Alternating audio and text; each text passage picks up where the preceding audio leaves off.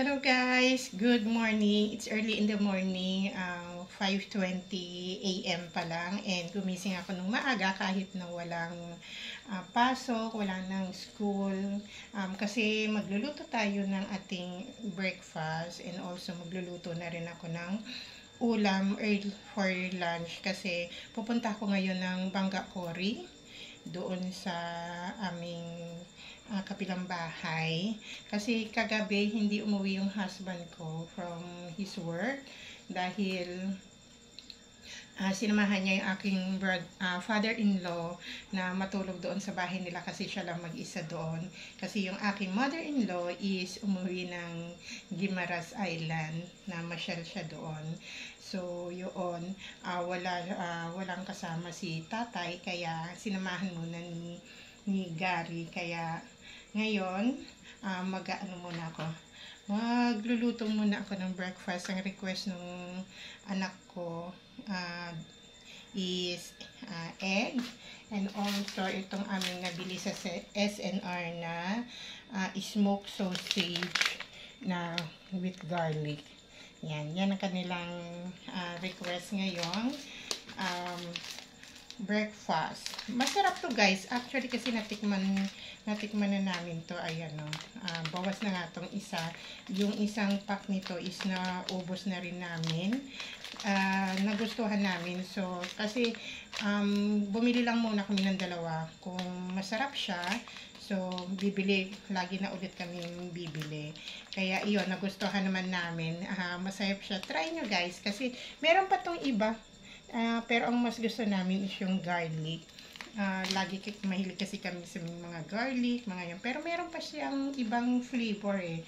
So kung maligaw kayo sa SNR or kung saan department grocery store, try nyo to. Masarap siya guys. Tapos siya, yung talagang malaman. Yan. Parang hanggargan siya na maliit. So, hindi katulad ng ibang sausage na nabili namin. Pag inano mo is malambot pa rin siya. Hindi siya yung ganun siksik. Ito siksik siya talaga. Kaya isa nga lang ang kainin mo. Talagang sulit na siya. Mabubusog ka. So, that's it guys. Muna tayo. Magluluto muna tayo. Before pala muna ako magluto ng ulam. Since kinoto ko pa naman ito is magsasaing muna tayo and magkakape.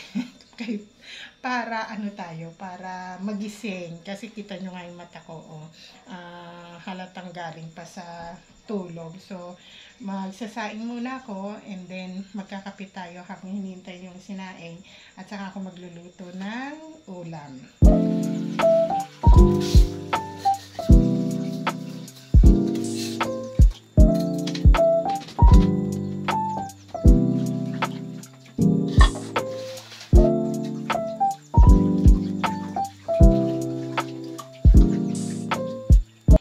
Tubig pala ng yung tubig ng sinaing ko, inaano ko dito, nilalagay ko to, hindi ko to tinatapon kasi ipinandidilig ko siya doon sa siling tanim namin ng aking asawa.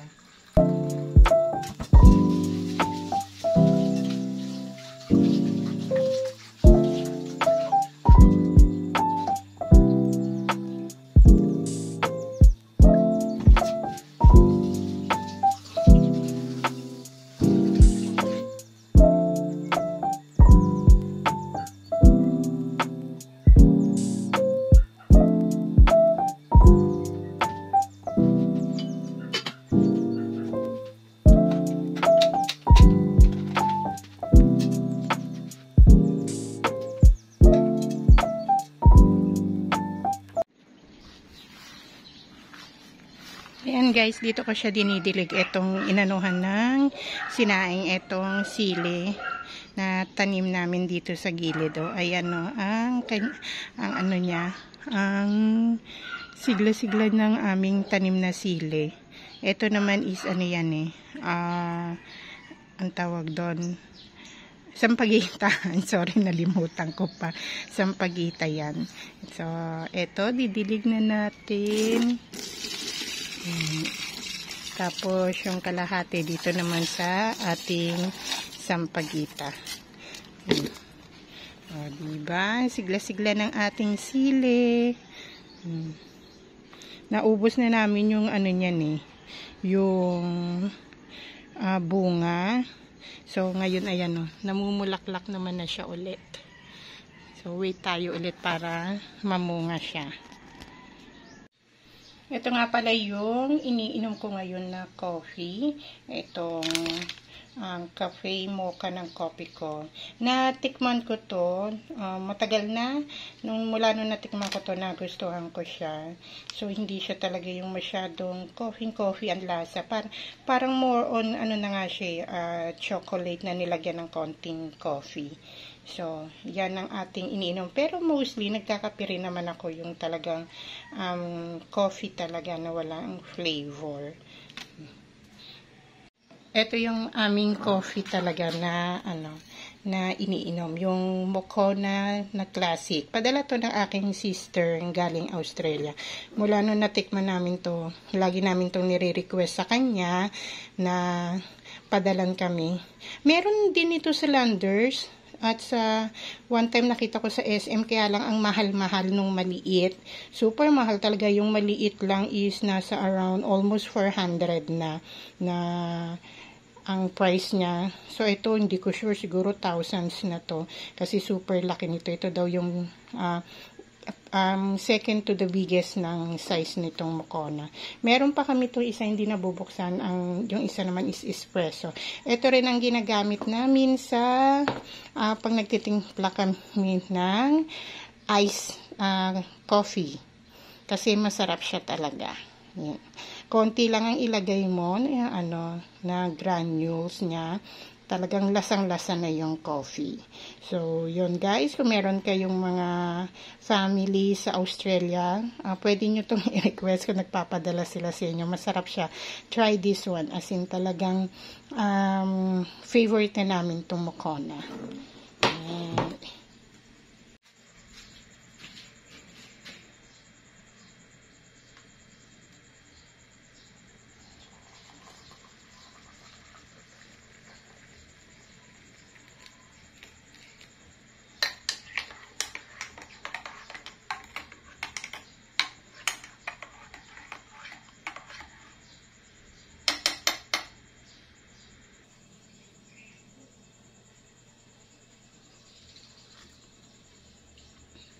Kape tayo guys. Para magising-gising yung ating kalamnan. Habang naghihintay kasi ako ng aking sinaing, is magkakape muna ako. And then magluluto naman tayo ng ulam.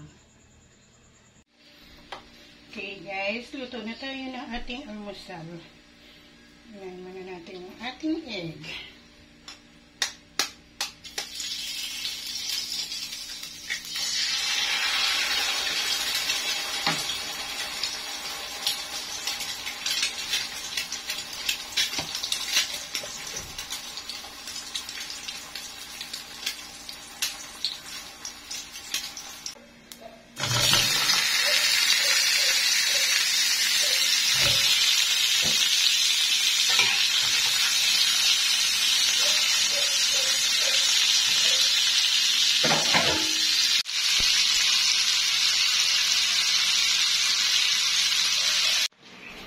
Kain na tayo. Ayan. Nadurog na yung aking egg. And of course, ang aming favorite na ketchup, ang Del Monte. So, let's eat guys. Okay, ready na ang ating dadaling ulam sa kabila. Ulam ni Gary kay tatay. Tapos nagpadala din siya ng spicy labuyo na noodles. Yan. May kanin naman sila doon. Ulam lang ang problema nila. Kaya ito. Gluto ko ng pork sinigang. Dadaling ko na sa kanila. Going na tayo. And here's my treat for today. Papunta lang tayo sa asawa ko niyan. Pero kailangan maganda tayo. Yan. Meron pang background sa likod ko. Makain si Bonso. Okay, let's go. Hati tayo ng food.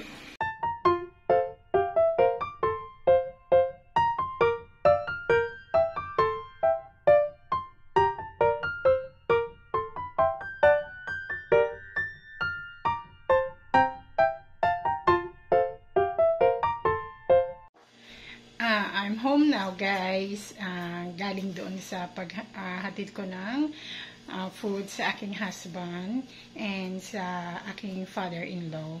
So, ngayon naman it's already 1:30 in the afternoon. Nag-stay lang ako doon, guys, ng sandali. Tapos, pinauwi na rin ako ng husband ko. Then, ngayon naman, ang ating asikasuhin ay ang ating mga tinuping damit na nilabhan ko the other day pa actually. Kasi kahapon ang lakas ng ulan dito. So, hindi siya agad natuyo. So, in-overnight ko ulit na nakahang lang dito sa aming garahe para totally matuyo. Kasi pag tinupi ko siya na medyo basa pa is, mabaho siya, babaho. Kahit na nilagyan ko siya ng downy. So, yun guys, magtutupi tayo ng damit. Papakita ko sa inyo kung gaano karami. Ayan guys, so kasi kanina, nung pagdating ko, kinuha ko na siya. So, nilagay ko na lang muna dyan. Pagkakuha ko, itinambak ko na lang muna dito sa upuan. So, yan ang ating haharapin ngayon. Tutupiin natin yung ating mga nalabhan the other day. Sa hopefully bukas kung hindi umulan, yung sinuot naman namin kahapon, tsaka today, yun naman ang ating haharapin maglaba. So, yan ang buhay ng nanay kapag ganito, daily life ng nanay. Ang maglaba, after mo maglaba, magtutupi ka pa. Mostly naman kasi ito is pambahay dahil wala naman ng pasok ngayon. Wala ng school, so hindi na siya kailangan planchahin. Tutupiin na lang, then diretso na sa kanilang closet. Pero sa pag-aayos ng closet, yung mga anak ko na, ang inaayos ko na lang na ilagay sa closet is yung damit ko and damit ni Gary. So, that's it guys. Magtupi na tayo.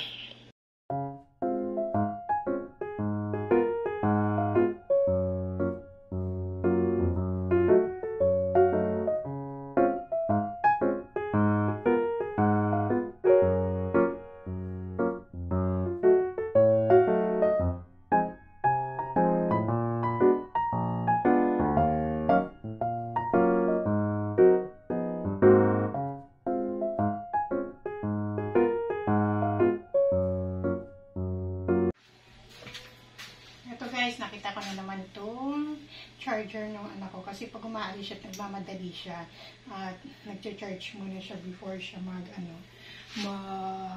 umalis. Naiiwan niya lagi dito sa side na to kasi nandito yung side ng saksakan nito.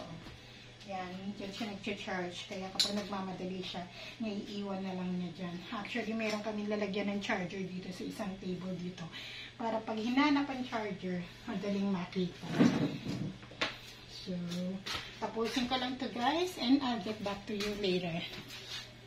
Hi guys! Good evening! Hindi na ako nakapag-vlog kaninang hapon kasi naging busy na ako doon sa aking printing, computer printing kasi ang dami nagpa-Xerox tsaka nagpa-print. So, hindi na ako nakapag-vlog kaninang hapon after nung pagtutupi ko ng mga damit. Hindi ko nga agad na tapos yun kasi yun nga, sunod-sunod yung nagpa-print at nagpa-Xerox. So, ngayon, it's 8:30 in the evening na. Maghihilamos na ako. Magtatanggal na ako nitong aking... Wala naman akong ibang nilagay na makeup. It's only yung blush on tsaka yung lipstick. Tapos tong kilay ko. Hindi na ako nag-cushion or nag-foundation. Kasi... dito lang naman ako sa bahay. Yun nga lang, umalis ako kanina. Pumunta ako dun sa asawa ko. Nagatid ako ng food nila na tatay. And that's it guys. Hopefully is sunod-sunod na makapag-vlog tayo. Ngayon kasi for this week wala akong gana. Dito lang ako sa bahay kasi for the past weeks ang dami kong mga ginawa. Like yung mga graduation ng anak ko. So, hindi ko pa nga pala na-edit yun. So, soon, i-edit ko yun kasi wala nga akong ganap tong week na to. Tapos dumating pa yung anak ko from Manila. Kaya lang hindi ako nakapag-vlog noon kasi grabe yung yung excitement namin na dumating siya. Kasi after 5 months na nag-OJT siya sa Manila, di ba? Ang tagal. Naging excited kami doon sa kanyang pagdating.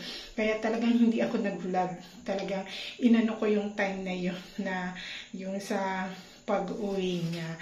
So that it's guys, good night and thank you for joining me again on my vlog for today. This is just a simple day of my life na vlog. Wala lang, gusto ko lang mag-vlog kasi you know naman na vlogging is my stress reliever. Kumbaga, parang yun nga, yung ko siya, yung para may magawa ako or may makausap ako kasi syempre yun nga sinasabi ko sa inyo minsan is mag-isa lang ako dito sa bahay lalo na kung may pasok. So yun parang ginagawa ko yung vlogging as a parang hindi ako malungkot yun, anxiety hindi ako ma-anxiety or pero anyway, magkakaroon tayo ng sit down vlogs kasi may nagtanong sa akin sa aking Facebook page kung bakit daw ako nag-vlog. Actually, kilala ko yun. Tapos meron, marami nagtanong, bakit daw ako nag-vlog, then hindi naman daw ganun karami yung aking viewers. So anyway, i-share ko sa inyo guys. And doon sa mga nanonood sa akin, thank you very much for supporting me, and dun sa mga 3,000 plus na nag-subscribe sa akin. Thank you so much. At dun sa mga nanonood nga pala, kasi nakita ko sa analytics ko, mas marami ang nanonood sa akin na hindi ko pa subscribe. Please do subscribe po para kung meron akong bagong upload is ma-notify kayo. And thank you very much. Kahit na hindi pa kayo nakasubscribe, pinapanood niyo pa rin ako. So that's it guys. God bless us all and have a good night po sa ating lahat. Damn.